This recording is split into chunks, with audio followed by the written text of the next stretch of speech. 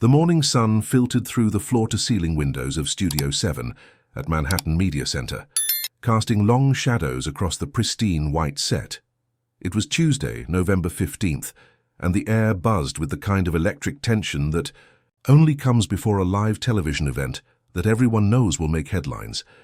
Sarah Chen adjusted her burgundy blazer for the third time in 5 minutes, her fingers trembling slightly as she reviewed her notes. At 34, she had built her reputation as the most fearless interviewer on Morning Truth, a show that prided itself on asking the questions others wouldn't dare. Today's guest was her biggest yet, Kim Kardashian, arriving to discuss her latest business venture, and Sarah hoped to finally address the criticisms that had been mounting about her influence on young women. The studio was a study in controlled chaos. Camera operators moved with practiced precision, adjusting angles and checking lighting. The makeup artist touched up Sarah's foundation, while the sound engineer ran final checks on the wireless microphones. Through the glass partition, Sarah could see the production team huddled around monitors, their faces tense with anticipation. "She's here," whispered Marcus, the show's producer, his voice barely audible over the ambient noise. Sarah's stomach tightened as she caught a glimpse of Kim's entourage moving through the hallway. A small army of assistants, security personnel, and publicists surrounding their client like a protective shield. Sarah had spent weeks preparing for this moment. Her research filled 3 thick binders: articles about Kim's businesses, her social media posts, interviews with critics and supporters alike. But most importantly, she had compiled what she considered to be the hard questions, the ones about privilege, about the impossible beauty standards Kim promoted, about the impact of her wealth display on struggling families watching at home. The clock on the wall read 8:45 a.m. 15 minutes until they went live to an audience of over 2 million viewers. Sarah's phone buzzed with a text from her producer. "Remember, this is your moment. Don't let her deflect." Kim entered the studio with the confidence of someone who had done this dance 1,000 times before. At 43, she moved with the practiced grace of a woman who understood that every step, every gesture, every expression was being analyzed.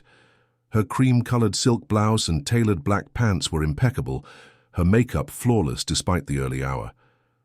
But as she settled into the guest chair across from Sarah, there was something in her eyes, a wariness that spoke of years of being misunderstood, of having her every word dissected and often twisted.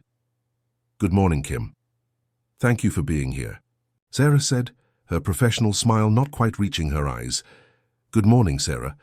Happy to be here," Kim replied, her voice warm but cautious. She had learned long ago to read the room, and right now the room felt like a courtroom. The final countdown began. Live in 5, 4, 3. The red light on camera 1 flickered to life, and Sarah Chen transformed into the persona that had made her famous, the relentless truth seeker who never backed down from uncomfortable conversations. Good morning and welcome to Morning Truth. I'm Sarah Chen, and today we're joined by Kim Kardashian, businesswoman, mother, and undoubtedly one of the most influential women in America. Sarah's introduction was smooth, professional, but those watching closely could detect the undercurrent of challenge in her tone. Kim smiled graciously, her hands folded in her lap, a gesture that appeared relaxed, but was actually a self-soothing technique she'd developed over years of public scrutiny. "Kim, let's start with your latest business venture," Sarah continued. "But I think what our viewers really want to know is this. How do you justify promoting a lifestyle that's completely unattainable for 99% of the women watching this show?" The question hung in the air like a challenge thrown down in a duel. This wasn't the warm-up question Kim's team had expected. This was Sarah Chen going straight for the jugular, and everyone in the studio could feel the shift in energy. Kim's smile never wavered, but something flickered behind her eyes. Not anger, but recognition. She had been underestimated before, dismissed as nothing more than a pretty face with a famous name. But those who truly knew her understood that she hadn't built a billion-dollar empire by accident. "That's an interesting question, Sarah," Kim replied, her voice steady and thoughtful. "But I think it's based on a premise that I'd like to challenge." The tension in Studio 7 was palpable as Sarah leaned forward slightly, sensing what she believed was Kim's first moment of vulnerability. The cameras captured every micro-expression, every subtle shift in body language, broadcasting it live to millions of viewers who had tuned in expecting controversy. A premise you'd like to challenge? Sarah's voice carried the tone of someone who had just been handed exactly what they were looking for. Kim, just yesterday you posted a photo of your closet, a closet that probably costs more than most of our viewers' annual salaries. You showcase private jets, $1,000 handbags, and lavish vacations. How is that not promoting an unattainable lifestyle? In the control room, the director made quick hand signals to zoom in closer on Kim's face. The producers exchanged knowing glances. This was the kind of moment that would trend on social media within hours. Kim took a measured breath, her media training evident in the way she maintained eye contact and kept her posture open and non-defensive. But those who knew her well, her mother Chris watching from her office in Calabasas, her sisters following along on their phones, recognized the subtle set of her jaw that meant she was about to surprise everyone. "Sarah, I appreciate your directness," Kim began, her voice carrying a new quality, not defensive but deeply thoughtful. "But I think there's something we need to address here. When you say I promote an unattainable lifestyle, you're making an assumption about what I'm actually promoting." Sarah's eyebrows rose slightly. This wasn't the defensive response she had expected. Her research had shown Kim typically deflected difficult questions with platitudes about gratitude and working hard. This felt different. "I post about my life." "Yes," Kim continued, "but I think you're confusing sharing my reality with telling people they need to have my reality. When I show my closet, I'm not saying you need this closet. I'm sharing my journey, my gratitude for how far I've come." "But surely you understand the impact—" Sarah tried to interject, but Kim gently raised her hand. "Let me finish, please, because I think this is important." Kim's voice remained calm, but there was a new authority in it that made everyone in the studio unconsciously lean in. "You mentioned that my closet costs more than most people's salaries. You're absolutely right. But what you're not mentioning is that 20 years ago, I was organizing closets just like that for other people as my job." The statement hung in the air like a revelation. Even Sarah, despite her extensive research, seemed momentarily caught off guard. "I worked in closets, Sarah. I organized them. I cleaned them. I was grateful for the $200 I made for a day's work. I've been where many of your viewers are right now, looking at someone else's life and wondering if I'd ever have something beautiful for myself." In living rooms across America, women began to sit up straighter. This wasn't the narrative they were used to hearing about Kim Kardashian. The woman on their screens wasn't just a privileged socialite. She was someone who had worked service jobs, who had struggled, who had climbed from the bottom. Sarah shuffled her notes, trying to regain her footing. "But Kim, surely you can see the difference between your circumstances and those of ordinary women. You had connections, I had a sex tape that was released without my consent and nearly destroyed my life," Kim interrupted, her voice still steady, but now carrying the weight of lived experience. "I had panic attacks so severe I couldn't leave my house. I had the choice to let that define me and destroy me, or to use it as a stepping stone to build something bigger." The silence in the studio was deafening. This wasn't going according to Sarah's script at all. In the control room, the producers were frantically scribbling notes, recognizing that they were witnessing something unexpected. Not a takedown, but a masterclass in turning adversity into authenticity. "The women watching this show," Kim continued, her voice growing stronger, "they don't need me to pretend I don't have nice things now. They need to see that it's possible to transform your circumstances, no matter where you start, no matter what happens to you." Sarah Chen, for perhaps the first time in her career, found herself genuinely speechless. She had prepared for deflection, for privilege, for tone-deaf responses about working hard.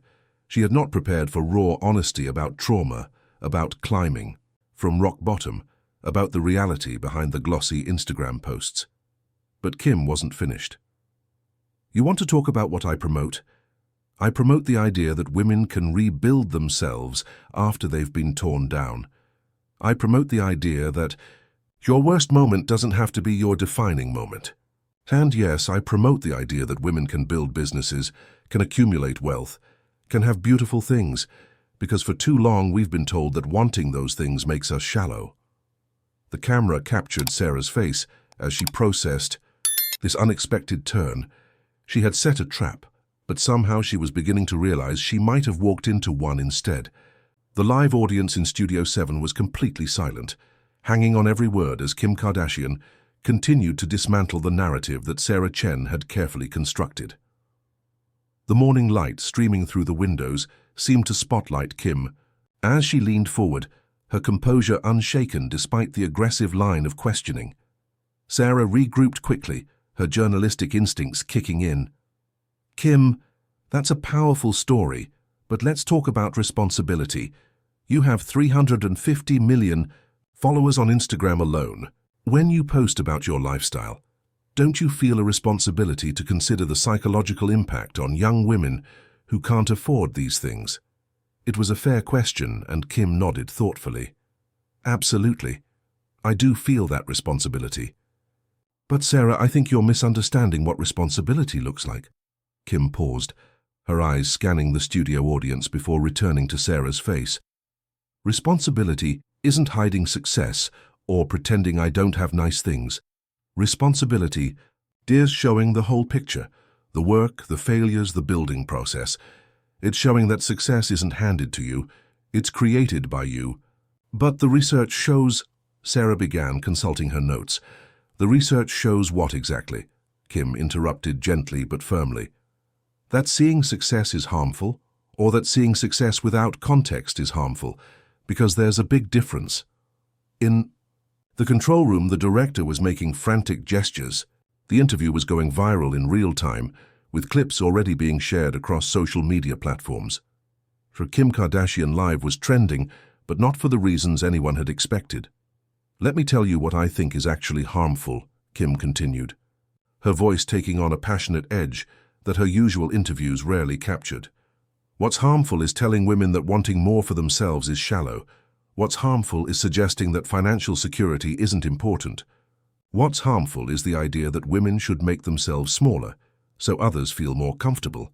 Sarah felt the interview slipping away from her control, but as a journalist, she couldn't help but respect the articulate response. "So you're saying there's nothing problematic about flaunting wealth?" "I'm saying there's a difference between flaunting and sharing," Kim replied. "When I post about my businesses, my investments, my success, I'm not flaunting, I'm documenting. I'm showing women that we can be entrepreneurs, that we can build generational wealth, that we can be more than just pretty faces or supportive wives." Kim's voice grew stronger as she continued. "You know what I hear from women all the time? I started my business because I saw you start yours. I invested in real estate because I saw you talking about your investments. I believed I could rebuild my life because I saw you rebuild yours." The studio audience began to murmur, not in disagreement but in recognition. These were the stories that didn't make the tabloids, the real impact that happened away from the cameras. "But surely you can acknowledge the privilege." Sarah tried again. "Of course I can acknowledge privilege," Kim said, her voice carrying a note of frustration for the first time. "But I can also acknowledge effort. I can acknowledge that privilege without effort leads nowhere, and effort without acknowledgement of privilege is incomplete. The question is, what do you do with whatever combination of privilege and effort you have?" Kim leaned back slightly, her posture relaxing as she found her rhythm. "Sarah, I think the real question here isn't about my lifestyle. It's about why we're so comfortable questioning a woman's success, but we never question a man's. When a male CEO posts about his success, we call it inspiring. When a woman does it, we call it flaunting." The observation hit the studio like a lightning bolt. Sarah felt her prepared arguments crumbling as she realized Kim was right. Her own questions were steeped in a double standard she hadn't even recognized. "I've been in this business for 20 years, Kim continued, "and I've watched male entrepreneurs celebrate their wins, talk about their cars, their houses, their investments. Nobody questions their responsibility to their followers. Nobody asks them to make themselves smaller. But a woman does it, and suddenly it's problematic." In living rooms across the country, women were nodding along, some taking notes, others calling friends to make sure they were watching. The conversation had shifted from a gotcha interview to something much more profound, a discussion about success, ambition, and the different standards applied to women. "Are you prepared for this interview expecting to expose me?" Kim said, her voice gentle but direct. "But what you've actually exposed is how uncomfortable we still are with successful women. How we still expect women to apologize for their achievements, to minimize their success, to make others feel better about their own circumstances." Sarah realized she was witnessing something she had never expected. Not a celebrity deflecting criticism, but a businesswoman defending not just herself, but the right of all women to be unapologetically successful. The interview she had planned, as an expose, was becoming something entirely different, a masterclass in turning criticism into empowerment. "So what would you say to our viewers who are struggling financially and find your posts difficult to see?" Sarah asked, her tone noticeably softer than when the interview began. Kim's expression grew compassionate. "I would say I understand that struggle intimately. I would say that your current circumstances are not your permanent circumstances. And I would say that seeing someone who looks like you, who started where you started, achieving success, that should be proof that it's possible for you too." The cameras captured the moment when Sarah Chen realized she had not cornered Kim Kardashian at all. Instead, she had given her a platform to reveal a depth and wisdom that rarely appeared in sound bites or headlines. The atmosphere in Studio 7 had completely transformed. What began as an adversarial interview was becoming something unprecedented, a raw, honest conversation about success, struggle, and the complex realities of modern womanhood. Sarah Chen found herself in uncharted territory, her carefully prepared attack questions feeling increasingly inappropriate in the face of Kim's authentic responses. "Kim," Sarah said, her voice notably softer than it had been at the start of the interview, "you've shared some very personal struggles today, but let's address the elephant in the room, the criticism that your success is built on manufactured drama, on controversy rather than substance." Kim nodded slowly, as if she had been waiting for this question her entire career. "Sarah, I think that criticism reveals more about our society's discomfort with women's ambition than it does about my path to success." She paused, collecting her thoughts as the cameras captured every nuance of her expression. "Yes, I became famous initially through circumstances I wouldn't choose. But the question isn't how you become known, it's what you do once you are known. And for 20 years I've been building businesses, creating jobs, studying law, advocating for criminal justice reform. But the reality TV shows, the social media presence, critics argue that it's all just manufactured drama," Sarah pressed, though her tone lacked the accusatory edge it had carried earlier. "And what if it is?" Kim asked, turning the question back on its head. "What if I recognize that media attention, regardless of how it started, could be transformed into economic opportunity, into platform for change, into influence that could be used for good?" The question hung in the air as Kim continued. "I took a humiliating situation and turned it into a billion-dollar business empire. I took public shame and transformed it into economic power. I took being underestimated and used it as fuel to prove everyone wrong. If that's not the American dream, I don't know what is." In the control room, producers were frantically taking notes. This wasn't just good television. It was a cultural moment happening in real time. Social media was exploding with clips and quotes, but the commentary was shifting from mockery to genuine respect. "Let me tell you what manufactured drama really looks like," Kim continued, her voice gaining conviction. "Manufactured drama is pretending that women can't be both beautiful and intelligent. Manufactured drama is acting like success should be quiet and humble, especially for women. Manufactured drama is the idea that if you've ever been vulnerable, you can never be powerful." Sarah felt the ground shifting beneath her feet. Every prepared talking point seemed to crumble under the weight of Kim's articulate responses. "But surely you can understand why some people see your influence as problematic." "Problematic for whom?" Kim interrupted. "Problematic for the thousands of women who've started businesses after watching me start mine. Problematic for the women who've learned about investments through my posts. Problematic for the mothers who've seen that you can rebuild your life after trauma." Kim's voice grew passionate as she continued. Or is it problematic for people who are uncomfortable seeing a woman who was once shamed and humiliated, now owning boardrooms and building empires? Because there's a difference, Sarah. The studio audience was completely engaged now, some nodding along, others leaning forward to catch every word. This was not the Kim Kardashian they thought they knew from tabloid headlines and paparazzi photos. You want to know what's really manufactured? Kim asked. The narrative that women like me are somehow responsible for other women's insecurities. The idea that successful women should dim their light so others feel better about themselves. The suggestion that a woman's worth is diminished if she cares about beauty, fashion, or financial success. Sarah realized she was witnessing something extraordinary. Not just a celebrity defending herself, but a woman dismantling decades of societal expectations about how women should behave, what they should want, and how they should pursue their goals. I've spent years being told I'm famous for nothing, that I contribute nothing to society, Kim said, her vulnerability showing through her strength. But I've also spent those years building businesses that employ hundreds of people, supporting criminal justice reform, studying law, raising 4 children, and showing other women that they don't have to choose between being feminine and being powerful. The cameras captured Sarah's face as she processed this. As a journalist, she had to acknowledge the substance behind Kim's words. As a woman, she found herself unexpectedly moved by the authenticity of the response.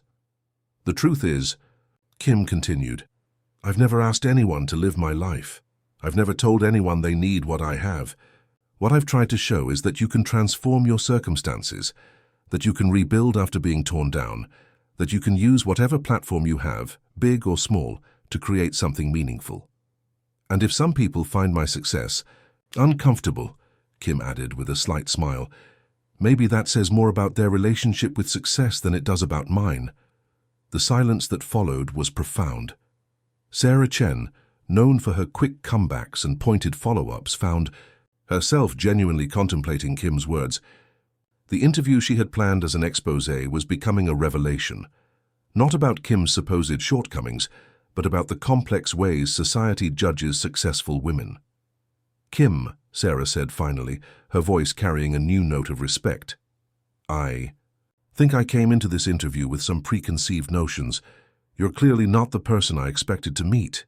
Kim smiled, a genuine warm expression that transformed her entire face. Most people don't expect depth from someone they've been told is shallow, but that's their limitation, not mine. The comment was delivered without malice, but its impact was unmistakable. Sarah Chen was beginning to realize that she had not cornered Kim Kardashian at all. She had revealed her own biases, while giving Kim a platform to showcase a wisdom and perspective that rarely made it into mainstream media coverage. The energy in Studio 7 had shifted so dramatically that even the camera operators seemed to sense they were capturing something historic. Sarah Chen, who had built her reputation on challenging interviews that left celebrities stumbling over. Their words found herself in the unprecedented position of being challenged in return, not with hostility, but with thoughtful, articulate responses that were forcing her to examine her own assumptions.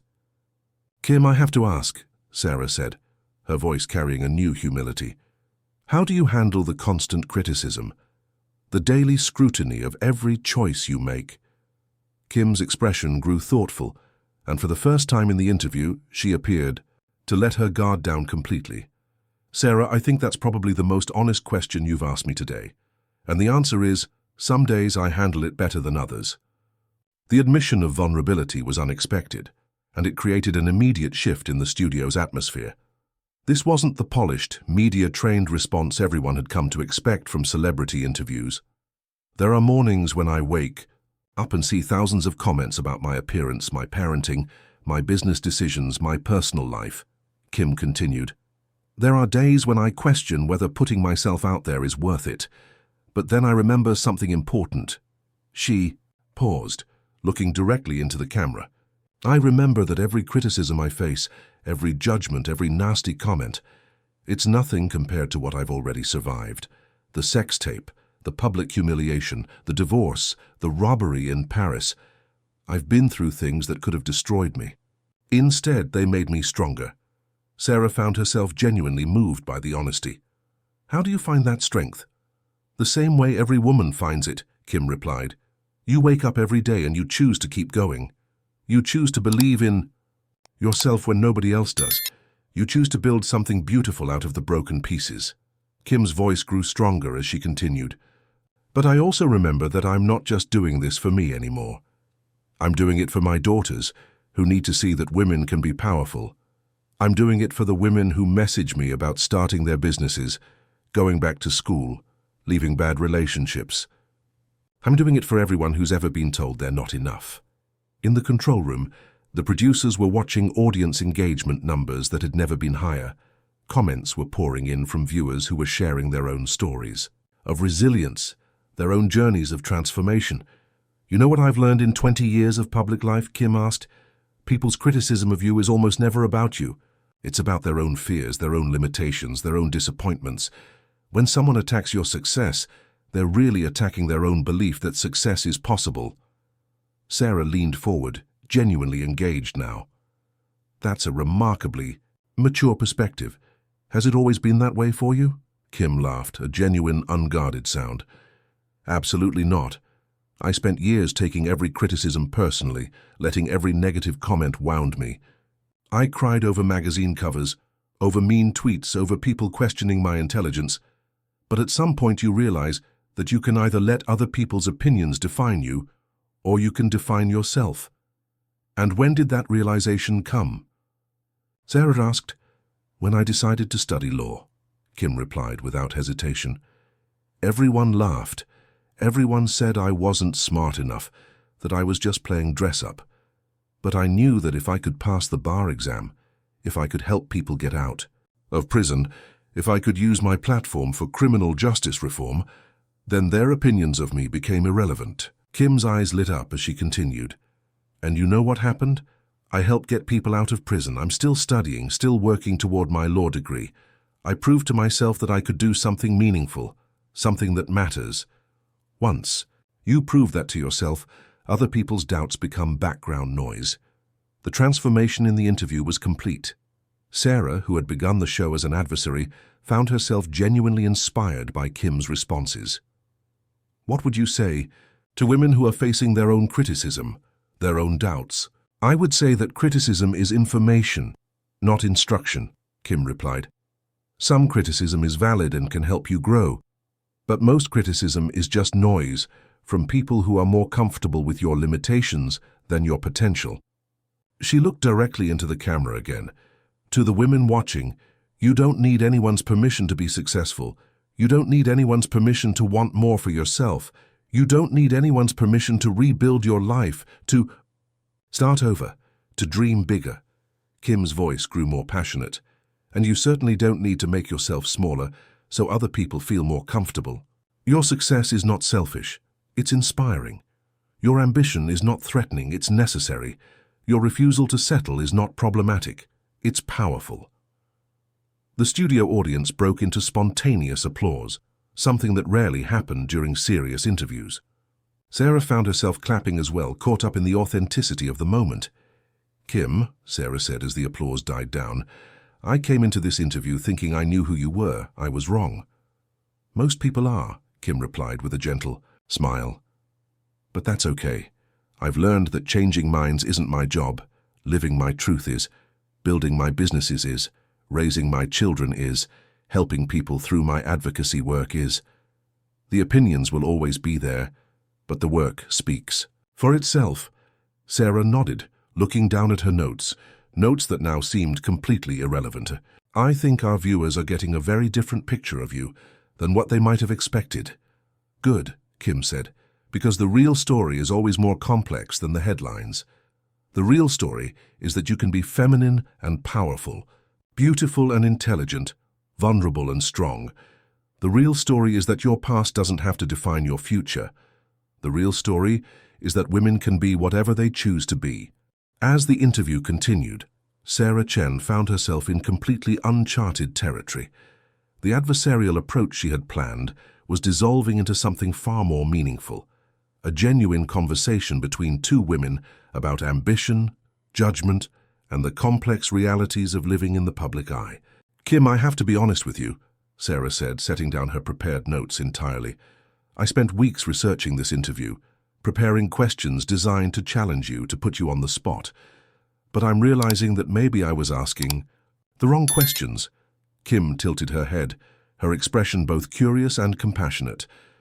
What do you think the right questions are? Sarah paused, the weight of live television and millions of viewers suddenly feeling less important than this moment of genuine connection.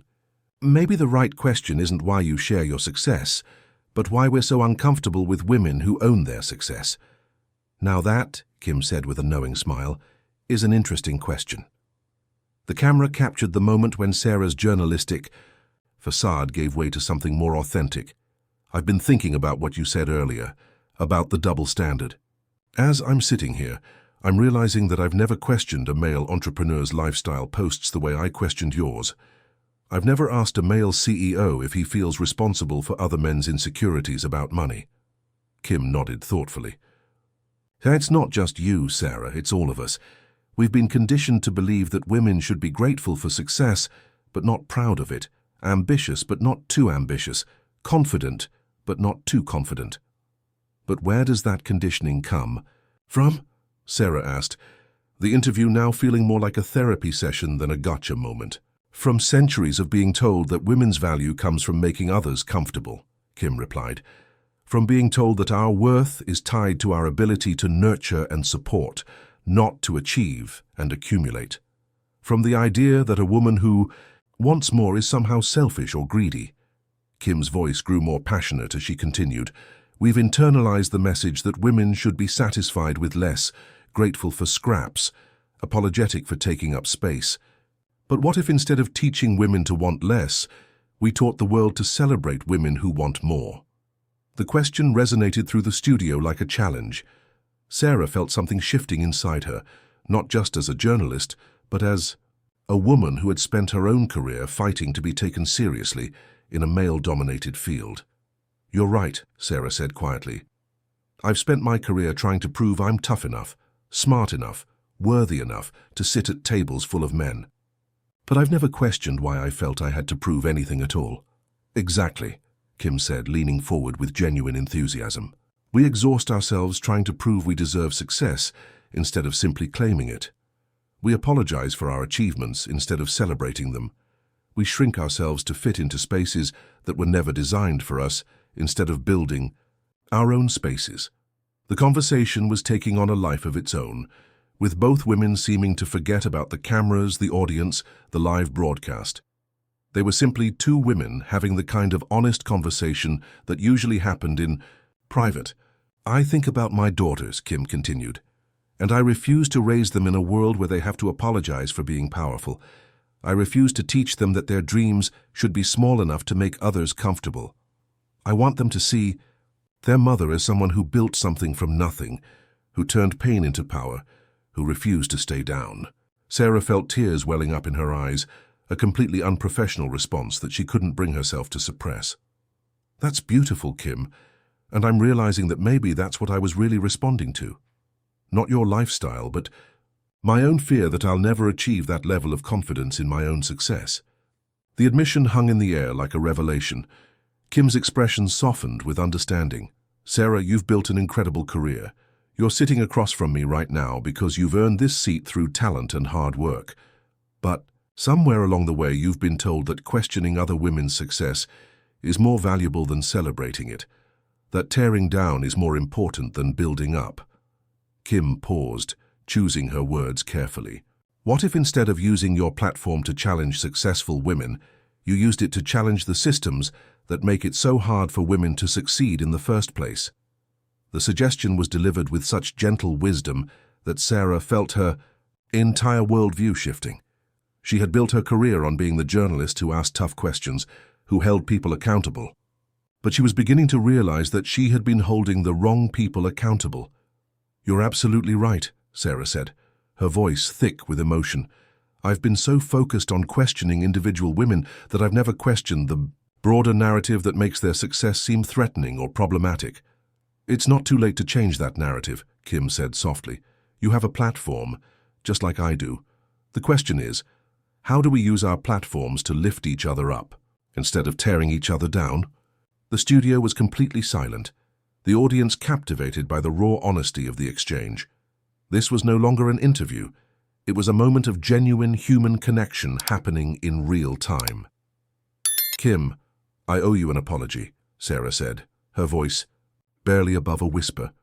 "I came here today with an agenda, with assumptions, with questions designed to diminish you. Instead, you've shown me something about myself that I didn't even realize I needed to see." Kim's smile was radiant with compassion. "You don't owe me an apology, Sarah. You owe yourself the grace to grow, to change, to be better than you were yesterday. That's all any of us can do." The moment felt sacred, a transformation happening not just for the two women on screen, but for the millions of viewers who were witnessing what genuine sisterhood could look like when women chose to build each other up instead of tearing each other down. The live broadcast had taken on an almost surreal quality. What began as morning truth had become something entirely different, a masterclass in vulnerability, growth, and the power of authentic human connection. Sarah Chen, known for her tough interviewing style, found herself in tears on live television. And rather than being embarrassed, she felt liberated. "I need to share something with our viewers," Sarah said, looking directly into the camera with a vulnerability she had never shown on air. "When I was preparing for this interview, I told my producer that I was going to expose Kim Kardashian. I was going to show everyone who she really was." She paused, her voice catching slightly. "But the truth is, I was the one who got exposed today. I was exposed as someone who had internalized the very biases I thought I was fighting against." Kim watched with genuine compassion as Sarah continued her confession. In the control room, producers were frantically debating whether to cut to commercial, but the audience engagement numbers were off the charts. This wasn't just television. It was a cultural moment. "I realized something sitting here," Sarah continued. "I've spent my career building a reputation as the journalist who asks tough questions, but I've been asking those tough questions almost exclusively to successful women. I've been demanding that women justify their success, explain their choices, apologize for their achievements." Kim nodded slowly, her eyes filled with understanding. "Sarah, the fact that you can see that now, that you can acknowledge it publicly, that takes incredible courage." "But it shouldn't take courage to admit when you're wrong," Sarah replied, wiping her eyes with the back of her hand. "It should just be human decency." The studio audience was completely captivated. This wasn't the polished, predictable television they were used to. This was raw, honest, transformative. Social media was exploding with responses from viewers who were sharing their own moments of realization, their own stories of judging other women harshly, while excusing men for the same behaviors. "Kim, can I ask you something personal?" Sarah said, her voice steadier now. "Of course." "How do you do it? How do you maintain compassion for people who judge you, who criticize you, who want to see you fail? Because right now I'm struggling with compassion for myself, and you've been nothing but gracious to me despite my approach today." Kim was quiet for a moment, considering her answer carefully. "I think it starts with understanding that hurt. People hurt people. When someone attacks your success, your choices, your life, they're usually speaking from their own pain, their own disappointments, their own fears about what's possible for them." She looked at Sarah with genuine warmth. "You didn't come here today to hurt me, Sarah. You came here because you care about women, because you want to protect them from feeling inadequate or left behind. Your heart was in the right place, even if your approach was misguided." "That's incredibly generous of you," Sarah said. "It's not generous, it's necessary," Kim replied. "If we want to change the narrative around successful women, we have to start by extending grace to each other. We have to start by assuming good intentions, even when the execution is flawed." Kim turned to address the camera directly. "To the women watching this right now, I want you to know that Sarah's questions today weren't unusual. They're the same questions I get asked constantly, the same questions you probably ask yourselves about other successful women." Her voice grew more passionate. "But what if we stopped asking, who does she think she is, and started asking, what can I learn from her? What if we stopped saying she's so lucky and started saying she worked so hard? What if we stopped feeling threatened by other women's success and started feeling inspired by it?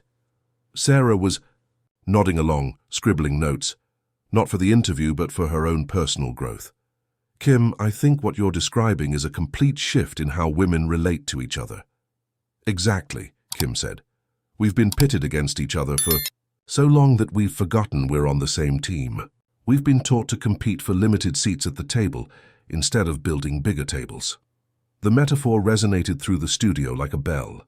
Even the crew members were exchanging meaningful glances, recognizing the truth in Kim's words. But how do we make that shift? Sarah asked. How do we move from competition to collaboration? It starts with what you just did, Kim replied. It starts with admitting when we're wrong, with being vulnerable, with choosing growth over being right. It starts with celebrating other women's wins instead of questioning them. Kim's voice grew stronger as she continued. And it starts with understanding that someone else's success doesn't diminish our own. There's enough success, enough happiness, enough achievement for all of us. We don't have to tear each other down to build ourselves up. The studio fell silent as the weight of her words settled over everyone present. This wasn't just a celebrity interview anymore. It was a call to action, a challenge to every woman watching to examine her own relationship with other women's success.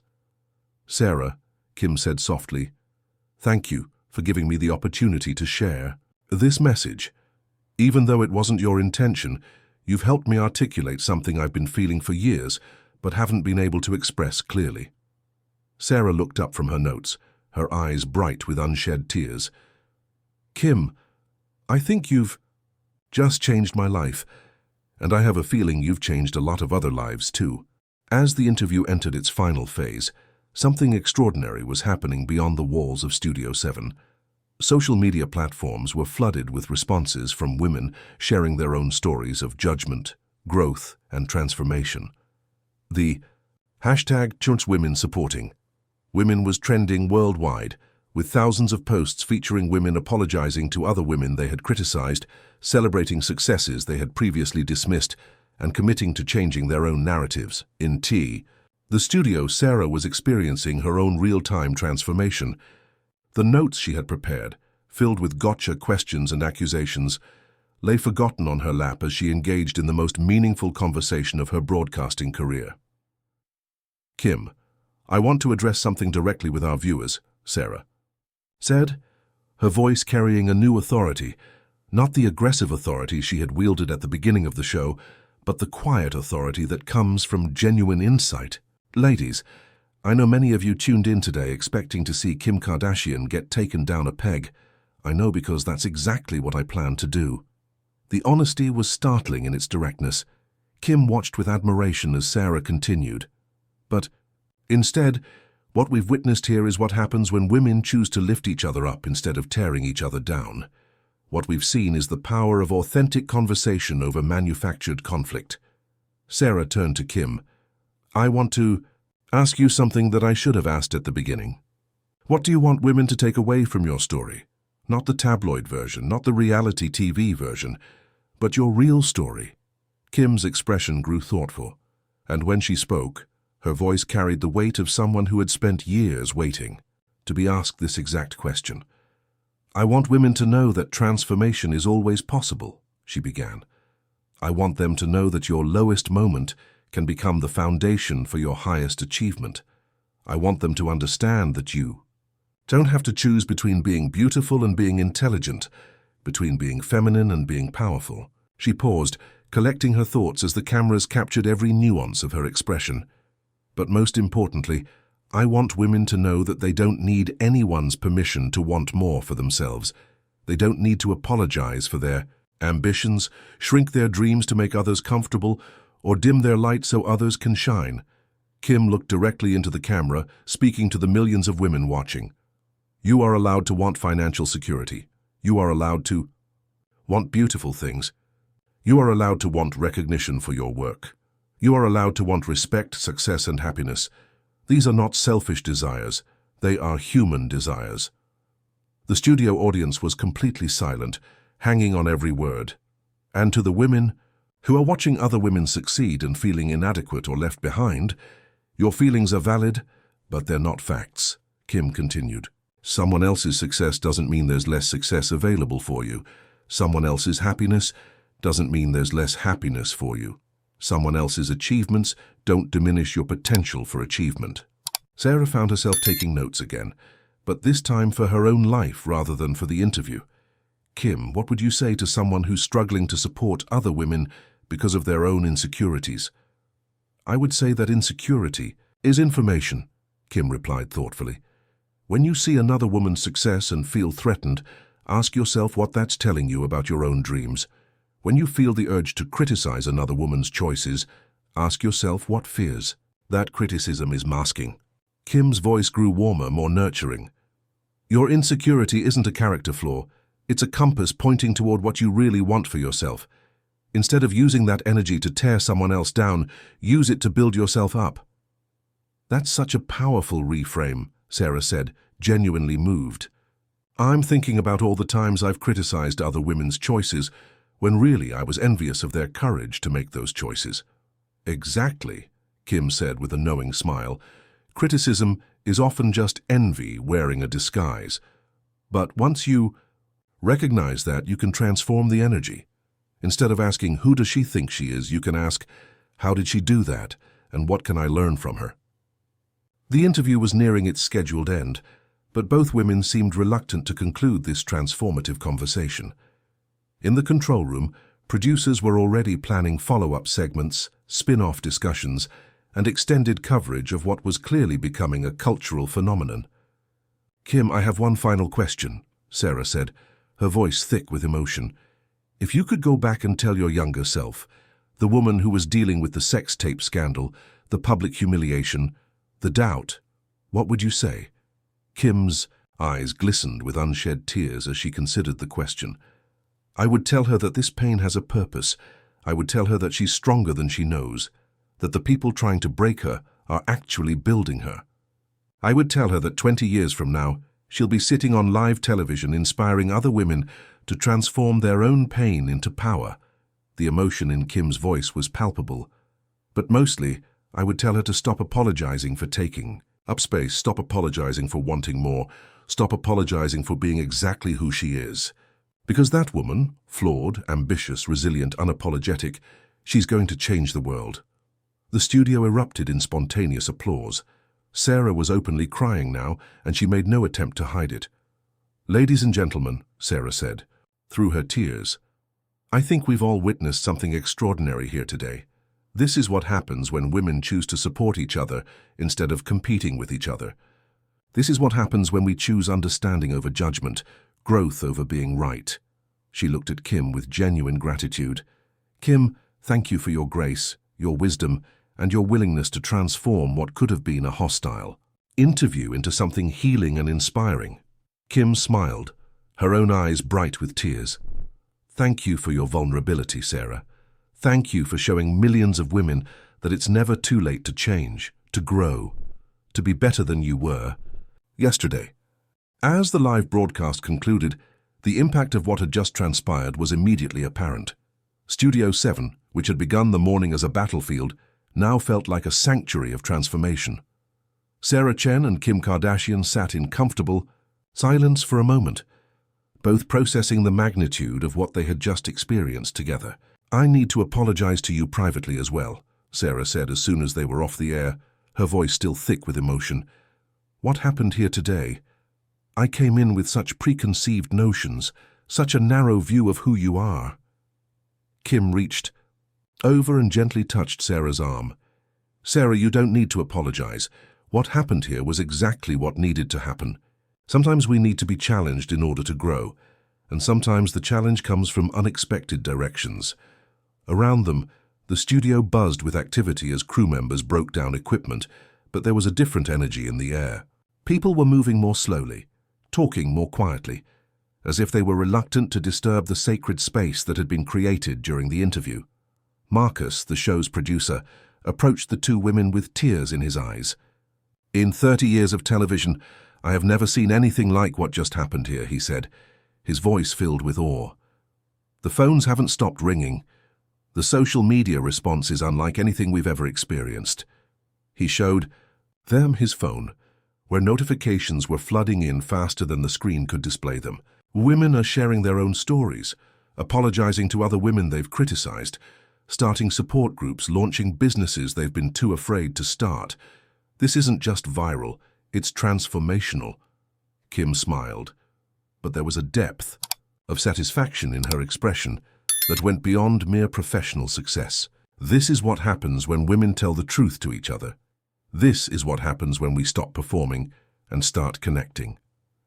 Sarah was scrolling through her own social media, reading message after message from women who had been moved by the interview. "Listen to this," she said, reading aloud from her phone. "I've spent years judging Kim Kardashian, but after watching this interview, I realize I was judging her for having the courage to be unapologetically successful, something I've never allowed myself to be." She looked up at Kim with wonder. There are thousands of messages like this. Women saying they're going to stop criticizing other women, start supporting each other, begin believing in their own potential. Kim nodded, unsurprised but deeply moved. "This is why I keep putting myself out there, Sarah. This is why I keep showing up despite the criticism, despite the judgment. Because every once in a while something like this happens, and you remember that vulnerability is a superpower." In the days that followed, the interview continued to generate unprecedented response. Major news outlets ran features on the Kim Kardashian effect, analyzing how a single conversation had sparked a global movement of women supporting women. Business schools began using clips from the interview in courses about leadership and authenticity. Therapy groups formed around the themes Kim and Sarah had discussed. Sarah Chen found herself at the center of her own transformation. In the week following the interview, she announced changes to Morning Truth, shifting the show's focus from confrontational interviews to constructive conversations that highlighted solution-oriented thinking and personal growth. "I realized that I had built my career on the idea that tough questions meant hostile questions," Sarah explained in her follow-up broadcast. "But the toughest questions are often the ones we ask ourselves about our own growth, our own biases, our own potential for change." The show's ratings soared as viewers responded to this new approach. More importantly, Sarah found herself genuinely excited about her work for the first time in years. Meanwhile, Kim experienced her own unexpected outcomes from the interview. Business schools began inviting her to speak about entrepreneurship and resilience. Law schools asked her to discuss criminal justice reform. Women's organizations requested her presence at events focused on supporting female entrepreneurs. But perhaps the most meaningful response came from her own daughters. 14-year-old North watched the interview and told her mother, "I never understood why people were so mean to you before, but now I see that they were just scared of how powerful you are. And I want to be powerful like that too." North had added, "But I also want to be kind to other powerful women, the way you were kind to Sarah even when she was being mean to you." The comment stayed with Kim for days. She realized that the interview had accomplished something she had been working toward for years. It had shown her daughters and millions of other young women what strength looked like when it was combined with grace. 3 months after the interview, Sarah and Kim announced a joint project, a documentary series called Rewrite the Narrative, featuring conversations with successful women from various fields about overcoming judgment, supporting other women, and redefining what it means to be powerful in the modern world. "We realized that what happened in that studio wasn't a one-time event," Sarah explained at the press conference announcing the series. "It was a template for how women can relate to each other differently. It was a model for how we can transform competition into collaboration." Kim added, "Every successful woman has a story of being underestimated, of being judged, of having to prove herself repeatedly. But every successful woman also has strategies for overcoming those obstacles, for transforming criticism into motivation. We want to share those strategies." The series would go on to win multiple awards and spawn international versions. But more importantly, it would continue the conversation that had begun in Studio 7 on that November morning, the conversation about what becomes possible when women choose to build each other up instead of tearing each other down. As Kim reflected in the final episode of the first season, That morning with Sarah taught me that our greatest transformations often come not from the questions we prepare to answer, but from the questions we never expected to face. And sometimes the person asking those questions transforms just as much as the person answering them. 1 year later, Sarah Chen stood in the same Studio 7 where her life had been forever changed. She was preparing for the anniversary special of what had become known as the interview that changed everything.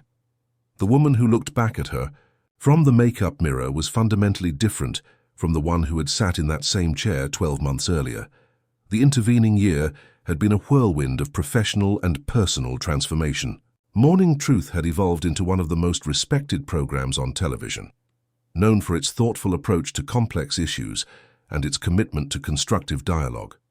Sarah had won several journalism awards, but more importantly, she had rediscovered her passion for storytelling and her belief in the power of authentic human connection. 5 minutes to air, called Marcus, the same producer who had witnessed the original transformation. He approached Sarah with a smile. "You ready for this?" Sarah nodded, but her expression was thoughtful rather than nervous. "You know, Marcus, I keep thinking about what Kim said that day, about how our lowest moments can become the foundation for our highest achievements. I came into that interview thinking I was at the top of my game, ready to take down someone I saw as beneath me, intellectually. Instead, I discovered I was the one who needed to be built back up. And look what you've built," Marcus replied, gesturing to the walls now covered with awards, letters from viewers whose lives had been changed by the new direction of the show, and photos from the various Rewrite the Narrative events that had taken place around the world. The studio doors opened, and Kim Kardashian entered, but this time the energy was completely different. She moved through the space like she was coming home, greeting crew members by name, asking about their families, creating the warm atmosphere that had become characteristic of the new Morning Truth. "Sarah," Kim said, embracing her former adversary, turned collaborator and friend.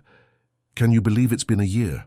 It feels like a lifetime and a moment simultaneously," Sarah replied. "I was just telling Marcus that I keep thinking about that day, about how completely wrong I was about everything." "You weren't wrong about everything," Kim corrected gently. "You were wrong about me, yes. But you were absolutely right about the importance of asking hard questions. You just learned to ask them with love instead of hostility." As they took their seats, the familiar configuration of the interview setup felt different now. Instead of adversaries across a divide, they sat as colleagues, as women who had learned to see each other as allies in a larger mission. "Good morning and welcome to this very special anniversary edition of Morning Truth," Sarah began as they went live. "Exactly 1 year ago, I sat in this chair planning to expose Kim Kardashian as someone I believed was harmful to women and society. Instead, she exposed me as someone who had allowed bias and judgment to cloud my vision of what true strength looks like." The audience, both in the studio and watching at home, was already engaged. The original interview had been watched over 100 million times across various platforms, and the anniversary special was expected to reach an even larger audience. "Kim," Sarah continued, "when you walked into this studio a year ago, did you have any idea that our conversation would spark such a widespread movement?" Kim smiled, that same genuine expression that had first caught Sarah off guard 12 months earlier. "Honestly, Sarah, I hoped it would plant some seeds, but I never imagined the garden that would grow from them." She gestured to the large screen behind them, which displayed statistics that were almost unbelievable. The Women Supporting Women movement had grown to over 10 million active participants across social media. The number of women starting businesses had increased by 23% in regions where the interview had been widely viewed. Applications to business schools from women had reached record highs. "But the statistics don't tell the whole story," Kim continued. "The real impact is in the individual transformations, women who stopped competing with their sisters and started collaborating with them, mothers who began teaching their daughters to celebrate other women's success instead of feeling threatened by it, professionals who learned to mentor instead of undermining." Sarah nodded, her own transformation evident in how she conducted the conversation. "I want to share something with our viewers. In the year since our original interview, I've received over 50,000 messages from women sharing their own stories of growth, of changing how they relate to other successful women, of finding the courage to pursue dreams they had dismissed as impossible. She pulled out a letter from the stack beside her chair. This one particularly moved me. It's from a woman named Jennifer in Ohio who wrote, "I spent years criticizing women like Kim Kardashian for having things I thought I could never have. After watching your interview, I realized I was criticizing them for having the courage I lacked. Instead of tearing them down, I decided to build myself up. I'm now 6 months into launching my own business, and last month I hired my first employee." Kim's eyes filled with tears as Sarah read the letter. This is exactly what I hoped would happen. When women stop seeing each other as threats and start seeing each other as inspiration, everything changes. "Speaking of change," Sarah said, "let's talk about what this year has meant for both of us personally." Kim leaned forward, her expression becoming more intimate. "Sarah, this year has taught me that the most powerful conversations happen when we're willing to be vulnerable with each other. Our original interview worked because we both showed up authentically, you with your challenges and me with my truth.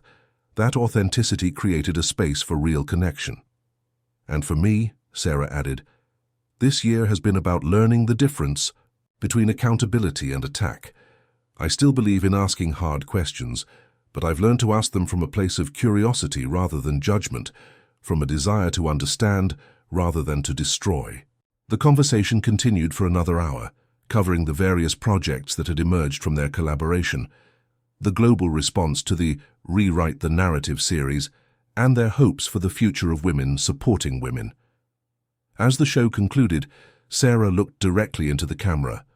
"To everyone watching, remember that transformation is always possible. Remember that your success doesn't diminish anyone else's potential for success. And remember that when women choose to lift each other up instead of tearing each other down, we don't just change our own lives, we change the world."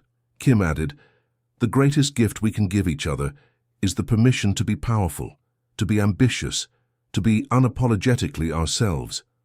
When we stop apologizing for our success and start celebrating each other's achievements, everyone wins." As the credits rolled and the cameras stopped recording, Sarah and Kim sat in comfortable silence for a moment, reflecting on the journey that had brought them to this point. "You know what the most beautiful part of all this is?" Sarah finally said. "What's that?" Kim asked. "A year ago I thought I was interviewing you. But really, we were both interviewing life, asking it to show us what becomes possible when we choose courage over comfort, understanding over judgment, love over fear." Kim smiled, that radiant expression that had become a symbol of the movement they had unwittingly started. And life gave us the most beautiful answer. The impact of their original encounter continued to ripple outward, creating waves of positive change that would influence how women related to each other for generations to come. What had begun as an attempt to corner Kim Kardashian had become a masterclass in the transformative power of authentic connection, mutual respect, and the courage to admit when we're wrong. In the end, nobody had been cornered at all. Instead, both women had been liberated from their preconceptions, their limitations, and their old ways of seeing each other and themselves. And in that liberation, they had shown millions of other women a new way forward, a path that led not to competition and comparison, but to collaboration and collective empowerment.